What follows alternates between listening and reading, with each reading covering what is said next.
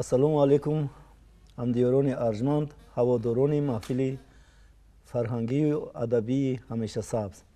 Инак боз мо 4 нафар адибон гирди суфраи сухан ҷамъ омадем ки то суҳбате биёроем. бародари азизи ман Ворисҷон ва шоир узви иттифоқи нависандагони Тоҷикистон ҳамроҳи Авлиёпур ва устод Мадхони Шариф.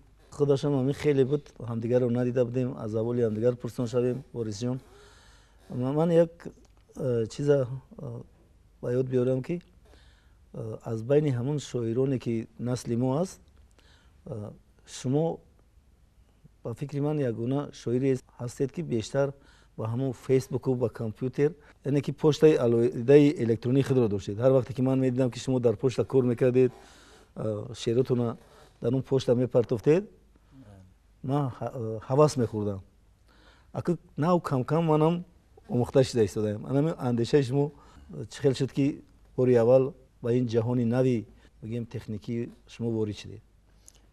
ташаккур. ман воқеан вақтҳои охир аслан дар фейсбуку дар ин чизҳо қариб ки аслан нестам, аммо пайваста мутолиа мекунам. ҳозир ба ҷои шумо ман баромадам. бале, яъне ки аз берун, аз пушти парда ҳамеша он бародароне ки унҷо кор мекунанд, масалан шеър эҷод мекунанд, шеърҳояшонро мепартоянд ва он олами маҷозӣ як олами зебо, як олами рангин, як олами бисёр ҷаззобе ҳаст ки шоирон, нависандаҳо, дилогоҳон ба қавле арзи матлаб мекунанд, арзи дил мекунанд.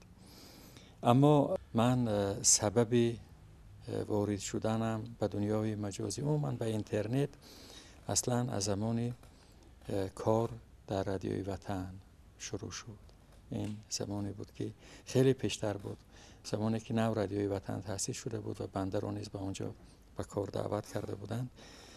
ва дигар корамон ки бо компютер буд, дигар вориди ин дунёи зебо шудем ва ҳоло ҳам ҳар рӯз як бор ё дар 2 рӯз як бор ворид мешавам ва шеърҳои дӯстонам мехонам, андешаҳои дӯстонам. чӣ хотирҳои сабз мондааст аз ҳамон давраҳо, аз давраҳое ки фаъол будед?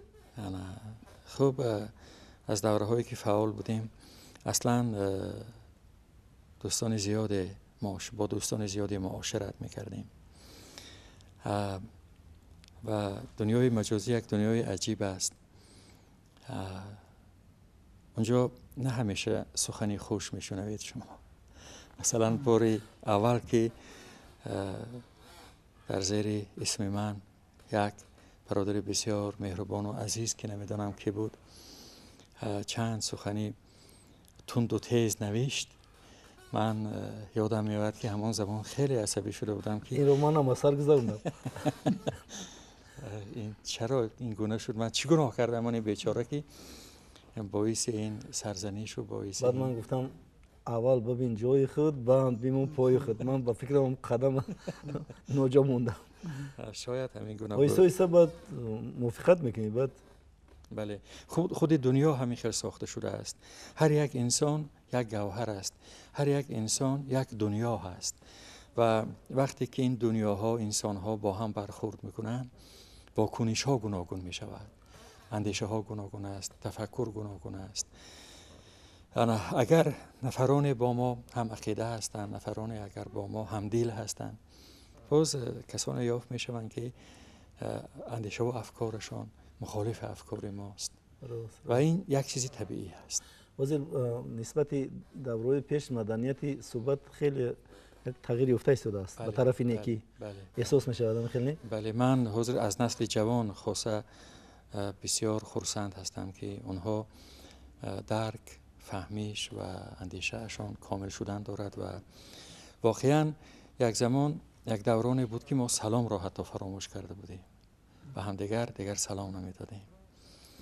ҳатто ҳама телефон дорем.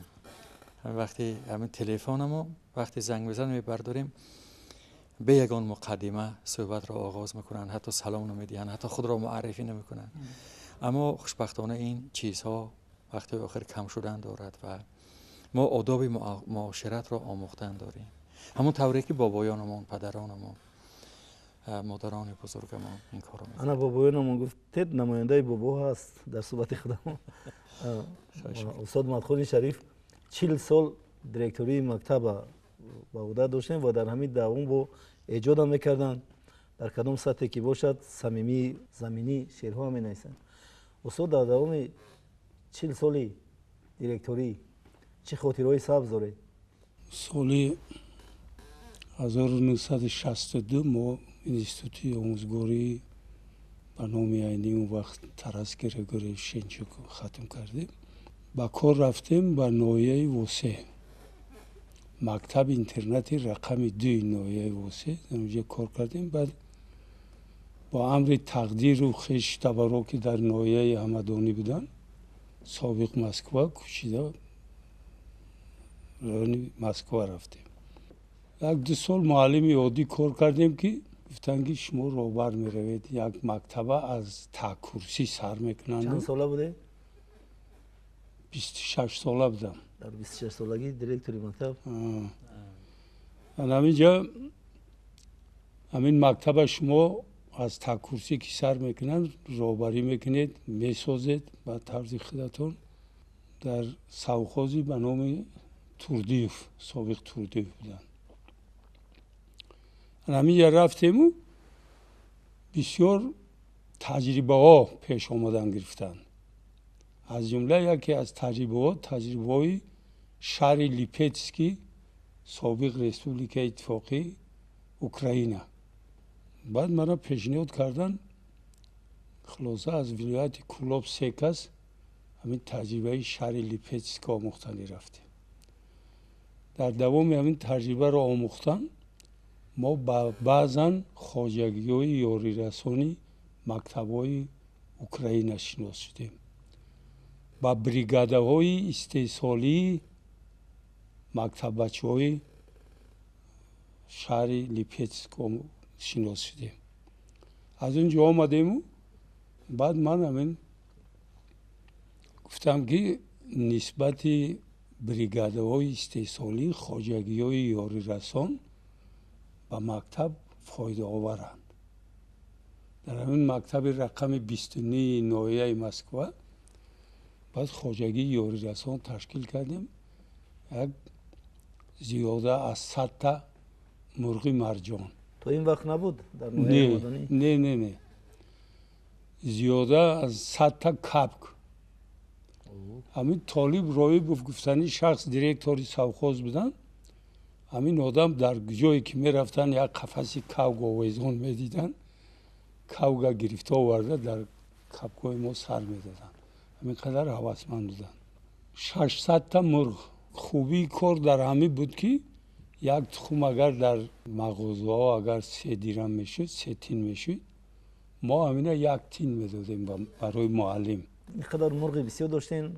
کاپ مرغ الهام چه بود؟ مرغ الهام راستی گپ همون وقت نبود. شعر نمی نوشتین در نه گفتم گو از سینی 55 سالگی من شعر نوشته گرچنده که ما اولادن شاعر آمده باشیم. از استاد همروبه که همروی اولیاپور پرسیدم که همین با فکرم دهه شما همون دهبیدی سمرقند همین خیل یا که دربند؟ شما تا چند سالگی در دهه دربند بودید و از همون در وقتی که دهه دربند بودید با ایجاد مشغول بودید؟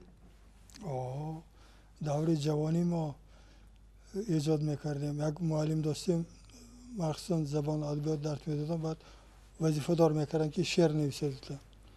بعد من یکم دفعه شعر تقریبا صنف چند بودید؟ صنفای 5-6 بودیم. بعد شعر در نظر من کسی که شعر میفره و خدا از خدا نظر کرد باشد. بعد من ننوشتم. بعد همه پرسیدن بچه ها از هم کتاب رو بردار کردن نام خودشون گذاشته و خواندن. همه معلم میخواند یک تبسم میکند. بعد گفتن که شعرت کنی؟ گفتم من گفتم نمیتوانم شعر نوشتم. بعد تنبیه دادن. بعدم بیگاه رفتم، پدرم که چوپانی بودم، پدرم عوض کردم و بعدم خودم نگاهی بین چهارم موندم. بعد فکر کردم شعر نوشتم. یک شعر در خصوص بهار خانه آمده خواندم. پدرم نزد پدرم خرسند شد. بعد همین شعر نوشتن سر کردیم. صنف 6 7 بودم که بعد گزیت بفرستن پیانر تاجیکستان با. شما چی شد که پورا با موضوع ادبیات بچه ها بسیار در این جبهه موفقیت زیاد دارید؟ چون که من شخصا حکایه های شما، چیستان های شما، شعرهای شما را میخونم با وجد میآیم که حتی یک کلمه زیادتی در اون شعرهای شما احساس نمیشه. تشکر هستم. من هم برای کلان سالم مینویسم هم برای خرد سالم مینویسم، لیکن طبیعتا برای کودکان بسیار دلم به نزدیک است. من خصوصا شعر کودکان مینویسم، لیکن افسانه در خصوص افسانه اندیشم نمیکردم. و هر روز لطافت که اینجا گفتن که یک سیت افسانه نویسی بیاد گفتم. شدم فکر کردم یک سیت نویسی رفت بهترین گفتن بعد گرفتن یک دوتا استقبال به چاپ کردن گفتن که نویسید.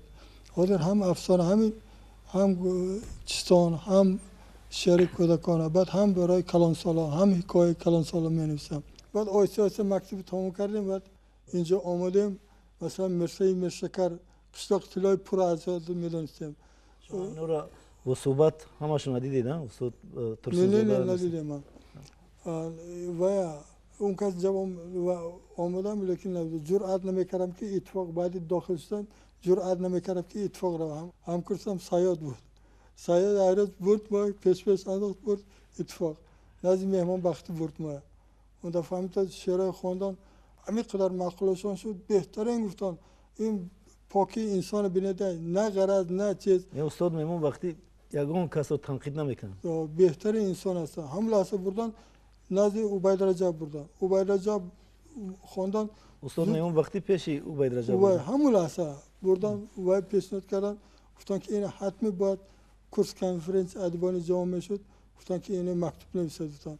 از همونجا بعد اتفاق رفتن ما سر شد. دو چیز برای ما مقدس است. هم اتفاق برای ما مقدس هم گزیکت برای ما مقدس است. سال 89 ما حاضر با کتابخانه ملی تلاوه شد. در شهر ترسنزاده یک محفل وارستان ترسنزاده است. شما همکاری دارید با این محفل؟ من شنیدم که اونجا محفل هست با این اسم و محفل خیلی فعال است و بچه‌های زیادی اونجا گرد آمدند. این چیز بسیار مهم است. مثلا هر کسی که به ادبیات یک رغبتی دارد، شوقی دارد، هوسی دارد و اگر شمعی محبتی ادبیات رو در دل خودش می افروزد حتما به همسایه‌اش تاثیر می‌رسد. نه تنها خودش روشن می‌کند بلکه اونهایی که در اطرافش هستند روشن می‌شوند. چون اینجا دملوی عزیز معلم هستند و همراه جانم که از معلم صحبت کردند. معلم نخستین ادبیات ما استاد ظریفی میگویم امروز ما عبدالسلیم ظریفی بودن از صنف 4 اون وقت صنف های ابتدایی تا صنف 3 بود. از صنف 4 دیگر درس ادبیات آغاز میشد و ما درس ادبیات دادگی هستن. بسیار یک انسان خردمند دانشمند، بسیار یک انسانی عجیب و من نخستین شعرم پیش همون کس بردم. صنف 4 بودم. من نمیدونم که خیلی اونجا شاید نه قافیه داشت شاید هم نه ردیف داشت لیکن اینقدر تعریف کردم. قافیه حتما داشت. چون که من از تجربه خودم از همون خردسالی میدونم که ما قافیه رو رعایت میکردیم. شیرینی همون ما رو جلب کردگی هم قافیه است. بله چون همون شعر که دیگر در دسترس نیست همون شعرگونه ای که گفتیم. مثلا معلمان آدمای بزرگ هستند.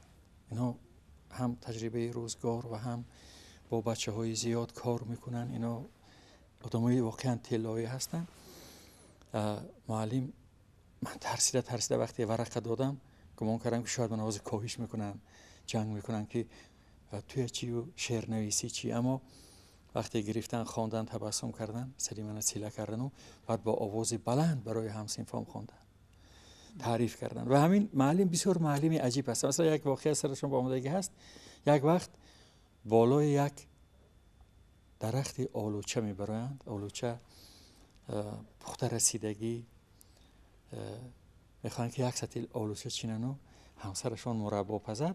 وقتی هم بالای آلوچه میبرند و شاید سطیر نیم میشود یا پر میشود همون نوده زیری پایشون میشکنند و خودشون میافتن از هوش میروند. خیلی مردم دویده میبیان استاد به هوش میبیارن. بعد میگن که وقتی به هوش میبیان یا نخستین گپی که میگن این است که میدونید همین من شنیدگی بودم که همین شهیدی کربلا بود، اما شهیدی مربا می شدم اگر قریب من. یعنی همین لطفی سخنشان بعد این شفایی افتاد. ها نه من که خیلی شفا می‌یابند، ضربه اونقدر به گمانم سخت نمی‌شود. شاید شهیدی کربلا بود و شهیدی مربا. شهیدی مربا نبود، میگن قریب شهیدی مربا میشدن.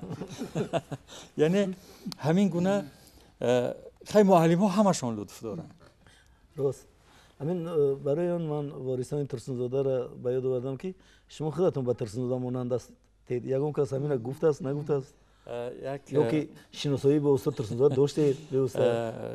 راستی گپ ما زمانی که بچه بودیم و در مکتب میانه میخواندیم استاد زنده بودن و محبتی استاد، من یاد دارم وقتی استاد از عالم گذشتن تمام مردم گریه کردن. مثلا در دهه ما هر کسی بود، مثلا مادری من گریه کردن، مثلا من در شهر دوشنبه بودم، بخشش تابوت در تئاتر اپرا بالت گذاشته شده بود، با فکرم شما هم یاد دارید. بله. همین چقدر نوبتی بسیار ایستادم، منم گذاشتم از پیش همون تابوت. بله. این برای من فراموش نشنده است. خب بعضی دوستان میگویند که تو به استاد ترسونزاده کم و بیش خلق مهر طبیعی داشته، شباهت داری. یک واقعی خیلی عجیبم شد. قره‌طاق رفتیم با یک گروه دوستا و خواستیم که در یک بوستان سرای یک روز فراغت کنیم. دوستا گفتن که در همین قره‌طاق بسیار نانی با لذت میپزن، همین نان فقط از قره‌طاق میخریم، نان سمرقندی. رفتیم همون نزد بازارچه ایستادیم، تا یک درخت چنار ماشین ایستاد و من فرآمدم. من چون در دهنی در میشتم فرآمدم و گفتم بچه‌ها من نان میخرم. از این ماشین فرآمدم که 2 نفر دویده آمده با من سلام کردن و گفتن معلوم جان خوش آمدید، انا بسیار نقص که آمدید، این کجا رفتن دارید؟ من گفتم که کجای بوستان سرای میرویم و دم میگیریم. گفتن که ما حتما میبیاییم. من گفتم من نان گیرم باید. همراهی من رفتن، نموندن که نان با دستم گرفته ماشین بیارم. همین ماشین با آوردن، خیلی نان به بچه ها دادن و دستشون پیشی بر بسیار مهربانی کردن. بعد من خودم حیران شدم، منم سیر وای ندادم. اون دوستای عزیزی که در ماشین شتگی بودن بعد گفتن که وارث تو بخانی همین آدمی بزرگ توی در قره‌طاق حتی میشناسن.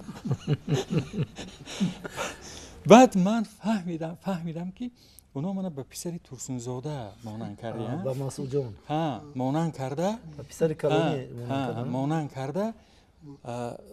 این گونه مهربانی کردن. یک روز دیگر باز از همون قره‌طاق از جای شیشته بودیم و می آمدیم در همین کوپروک شهری نو، در پایانتر از مجسمه استاد ترسونزاده در گرش قصابخانه بوده است و شاعری هستند با اسم رحمانی. ما همراه اون کس بودیم، یک دوست دیگر، یک معلم دیگر همراه همان بودن، هدایت الله رحمانی.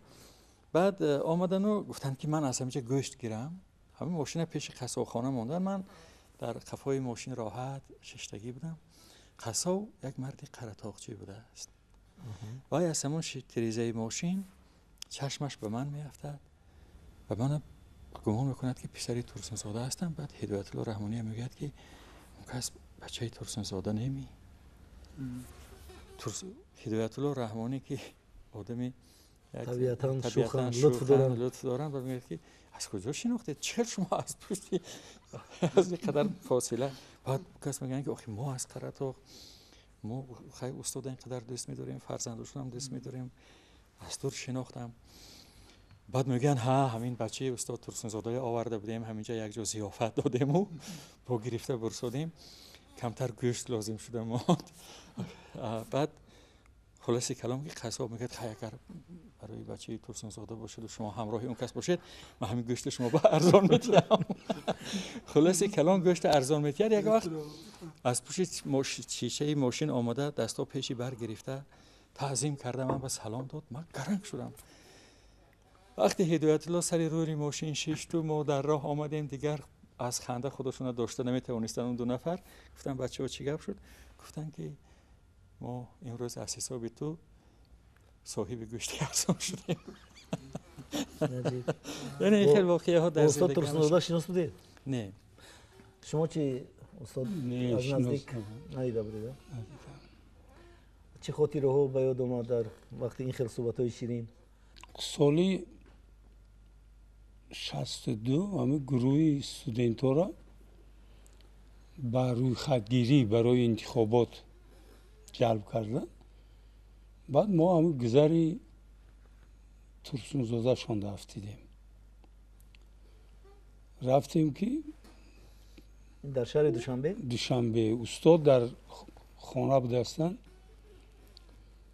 یک جامعه بی‌قصب داشتند، عادتا آستین نمیکردن، کم آستین میکردن، خیلی فرجین میپرتافتن. اما حولی بر رفته آماده ایستاده است. با فکرم که شعر تکرار میکردن، الهامشان آماده بود که ما در آمدیم و شنوندن. شما یک یوم دانشجو بودید یا که؟ دانشجو. بود. بعد فهمیدن که ما دانشجوییم، سپارش دادن که بچه ها داد یک چای تشکیل کنه.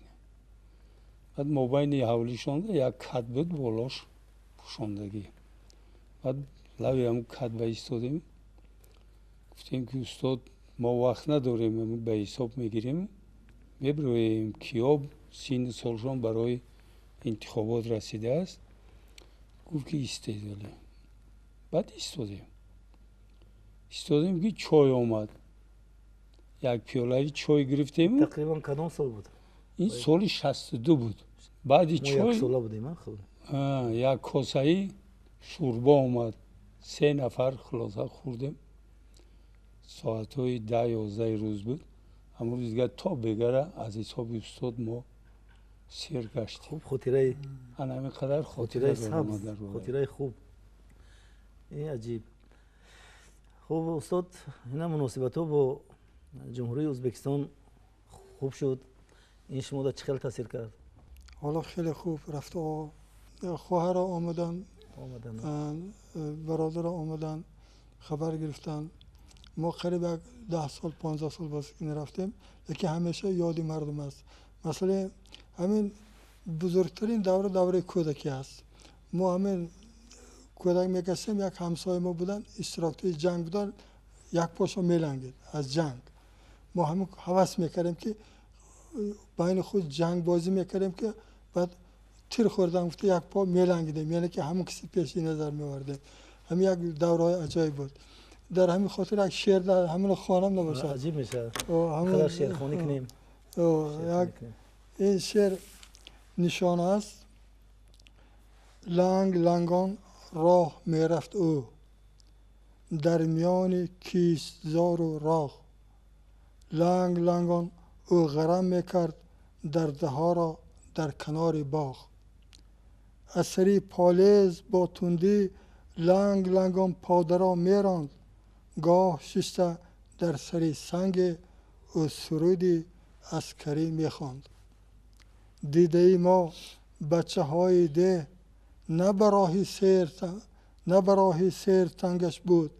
دیده ای ما بچه های ده، با هوس بر پای لنگش بود. ما همان در جنگ بازی ها قهرمان جنگ میگشتیم. تیر خورده گه به پای خود، همچنان او لنگ میگشتیم. یک پگاهی ناله برخیست، آه مردم تا به پروین رفت.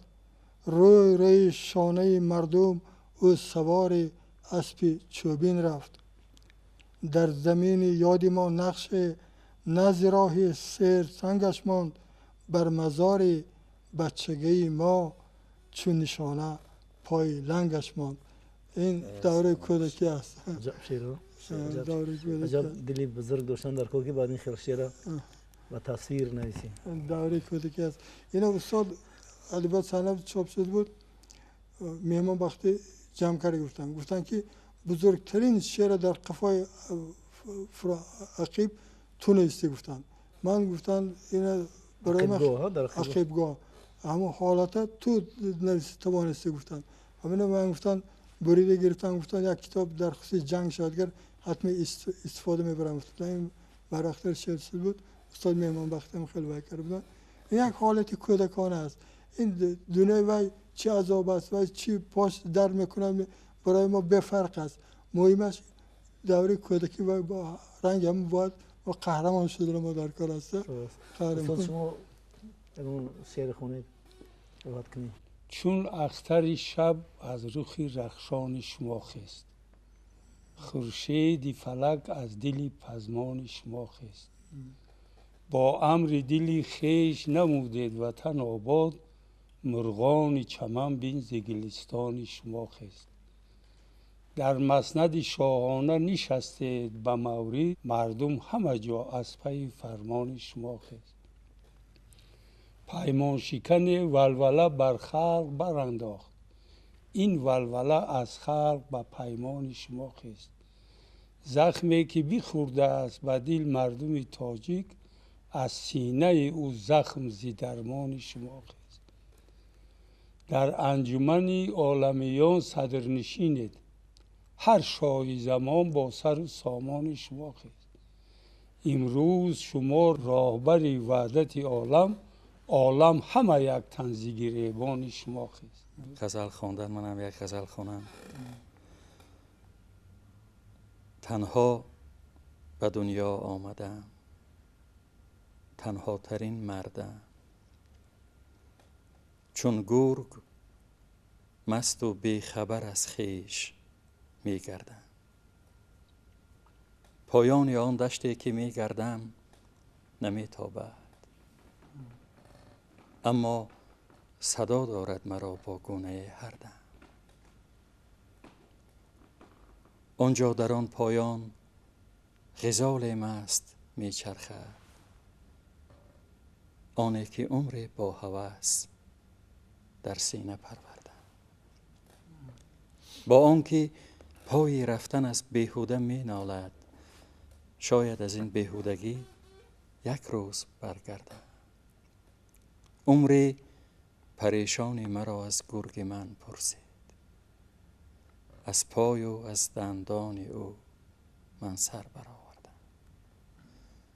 این زوزه ها بر آسمان زان رو کشم از دل، شاید که روز چون کبوترها پر آوردم. گرگ و کبوتر، زوزه و پر، آسمان و دشت، از من چه می پرسی دیگر؟ با خود چی آوردم؟ آدم در خودمون میگن که در روش تعریف نمیکنم، لیکن ملت توجیک یک ملت خوشبخت است که امروز در کنارش همه خیل شاعرها دارد. این سخن بینید و وزنش هم وزنی مخصوصا خیراندیش. من راستیگه 2 سال باز درماندم، لیکن یک 4 روزه که در مرکز گشته سازم در دوشنبه و مخصوصا امروز که با همین اهل ادب واخوردم و با شما واخوردم، راستیگه بگمانم در بدنم یگان درد تاو نمونده است. میگن که زهر آدم میگیره. آفرین. انا رحمت استاد از شعرهای بچگانه خونید که یک بوره یگان گرم دردی استاد مدخون شریف نموند. دامان سرخ افق تنور تفسان برین، خورشید در دل آن روی سرخ نان برین. قله کوه گویا قد رسای مادر، گلهای دامن آن مثل قبای مادر. بلندی ها و تلها گویا که کودکانند، دور دامان مادر در انتظار نانند. من کلی کمسومال دور دانشجویی بودم شعر نویسیم. کلی کمسومال قدم میزدم که هم بینم افق دیدم صبح سرخ بشید. بعد همین منظره دیدم و نامپذیر مادرم پیش نظر آمد و ما کودک بودیم از قفاسا میدیدیم که یک پاره نان گرم خوریم. شعرهای شما را وقتی که در نشریه پیرو چاپ میکنیم یا که چیستانهایتون رو یا که حکایاتتون رو چاپ میکنیم، میبینم که از طرف همه خوانندگان از ناحیه‌های گوناگون و شما تقلید کرده شعرمون میکنن. پس همین معلوم میشود که تاثیرش بسیار بزرگ است. بعضا حکایت‌ها چاپ میشه، من بعضا میبینم من پیوسته همه وی میخونم، پیرو میخونم، حکایت بسیار جالب است، بسیار خوب است. کوشش میکنن که مشخص گویند، کوشش میکنن که چیز زیادتی نداشته باشد، کوشش میکنن که خصلت کودکان آفرند. این نویسندگی شاعر هر کس نمیتونه بنویسه. بسیار من پیرو بسیار برای من خوشم است، هم شاعرکا هم حکایه ها بسیار چیزای جالب است. من بسیار شوق منم شعر بچگانه در وقتی که طلبه بودم می نوشتم. یک شعر تقریبا صنف 8 بودم، برای معلم متمتیکمون بسیار سختگیر بودن، تبر بکی میگفتم. شما شعر بچگانه خوندید؟ به یادم زد. ای فنی مشکل کردی مرا سیل، هم زدی در دل متمتیکا. حل حسابم من نمیابم، کردی خرابم متمتیکا. اشارت انگشت سخت است از مشت، طرحت مرا کشت متمتیکا. آمد جمعیت کوه غمیت آه علمیت متمتیکا. ضربت چه آمد جانم بر آمد، چشمم تر آمد متمتیکا. چی خوب عاقبت دیدم تقسیمت، شدم تسلیمت متمتیکا. معلم پیر بوده سختگیر، دل برد آخر متمتیکا. بازم همون شعرهای بچگانه می نوشتیم در همین پیونیر تاجیکستان چوب میشدن اون وقتا. شما که شعر خوندید از گپ میبرید همین چیزا پیدا شدن. شما هم با فکرم از شعر بچگانه آغاز کرده بودید؟ من صنف 7 میخوندم که نخستین شعرم در پیانیر تاجیکستان برآمد. راست گپ وقتی که همون شعر من روی دست گرفتم، اینقدر شادی دل اینقدر افزون بود که اون وقت در چون گازete پیانیر تاجیکستان واقعا گازete ما بود، مشعل بود، پیانیر تاجیکستان بود. در دنیا کلام شده، بله. هم مشعل هم پیانیر تاجیکستان. یعنی تمام آرزوهای بچگی ما در صحیفه های پیانیر تاجیکستان مشعل درج می شدند. اون وقت هر یک طلبه‌ای که در مکتب می خواند آبونه می شد به پیانیر تاجیکستان، به مشعل. من هم به مشعل آبونه بودم، هم به وقتی پشتلیان می آورد، خطکشان، ما پشتلیان می گفتیم، خطکشان وقتی می آورد، بعد راهبر صنفمون آورده تقسیم می کرد. که بوریس همین درد دلی من نگفتید، سخنتون در دهانتون قند گردد، فراموش نکنید همون سرشته را. درد دلی من که گفتید، امروز هم گازت نشریه پیرو با دستگیری وزارت معارف، مخصوصا با دستگیری وزیر، بسیار در همه تمام مکتب‌ها عبونه میشوند.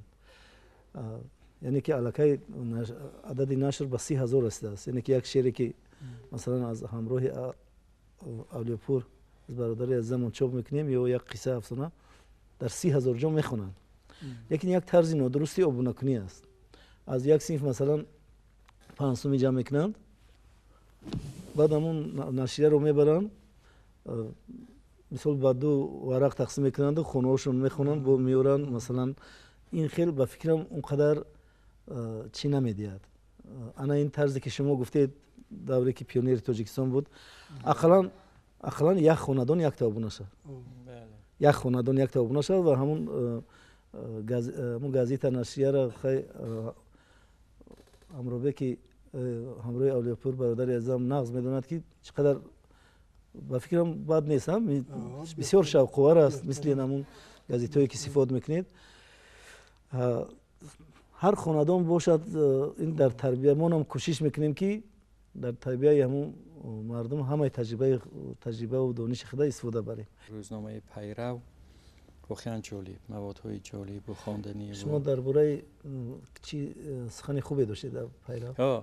درباره پیانیر تاجیکستان. راست گپ بعد می آوردند و به ما میدادند. هر کدام ما اون پیانیر تاجیکستان خانه می آوردیم. مثلا ما خانه می آوردیم، حتی مادرم می خواندن اونها. مادرم می خواند. اگر یگان موادی که بسیار خوششان می آمد، یگان موادی اخلاقی باشد، اگر بعد تاکید میکردن پسرم دیدی اگر تو هم همین خیلی پسر شوی، فرض کردیم به کسی کمک کنی، یاری رسانی، حتما توی هم تحسین و آفرین میشنوی و در همین گازت نام توی هم چاپ میشود. یعنی همون وقت در همون گازت چاپ شدن و یعنی که معرفی شدن، این بسیار یک دولت بزرگ بود. مادر شما مادر اصلی و فرهنگ تاجیک بوده است. بله، چون مادر ما هم که تا لحظه های آخرین زندگیشان که 90 به در آمدن کتاب خوان بودن و 90 برآمد. اون شعر برای مادرتون باید است؟ بله، من خب در کتاب هایم هم هست و حاضر یک کتابی هم با اسم مادرک تحریر کردن دارم. کتاب آماده شده است. مادرک؟ بله، مادرک. این نوازش لطف. بله، نوازش لطف. بعضی ها گفتن که خیلی کن مادر گو، من گفتم نه، همین سوفیکس نوازشی. وقتی که پیرانسال میشوند مادرک میشوند. بله، مادرک. ما مردمی راقی امیرا مادرک میگیم. مادرک.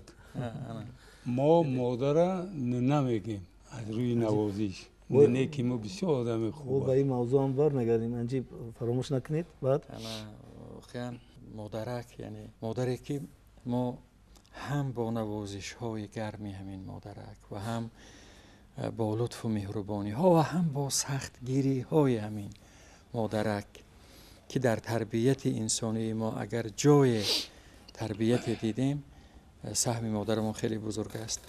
یعنی همین کتاب تحریر شدن دارد. من گفتم که دوباره تحریر کنم و کتاب نثری هست و در قسمت دومش همون شعرهایی که چاپ کرده بودم اونها هم با تحریر نو اگر زندگی دستیت حتما چاپ می شود. حالا گفتید که گزیت تقسیم شده است، بعد بینش تقسیم کردین. این نشانی همین است که مردم تسلیح همین هستند، تسلیح خواندن هستند. یعنی اینم خوب است. اینم خوب است آخر. یعنی که تقسیم کرده ایناش میخونه بعد عوض میکنه، یعنی که همین خاراکتر مردمی خصلت مردم نشون میده. اینجا وزیر درباره مادر گپ زدن و گفتن که مادرک، استاد مدخونی شریف هم گفتن که ما نمیگوییم یا که مادرک میگوییم با زبانی مردم راقی شوراباد نوع شمسین جوهین. بسیار خوب است که همین صحبت سبز ما، همین محفل همیشه سبز ما با همین خیلی یک سخن مقدس با سخن مادر اگر ختم بیابد، چون که ما اینقدر تشنه هم بودیم که ولی میتوانیم ساعتهای دراز هم صحبت کنیم، لیکن وقتی برنامه ما هم به پایان رسیده ایستاده است و این صحبتی که وزیر ما کردیم بسیار صحبت خوب بود، صحبت صمیمی بود. تماشابینان ارجمند، اگر به شرطی که در محلهای شما هم انسانهای خوش صحبت، اونایی که از شعر و شاعری با خبرند و ما معرفی کنید، ما حتما در صحبتهای خود استفاده میبریم. با همین محفلی نوبتی همیشه سبز و آخر رسید. خیر تا آخری آینده.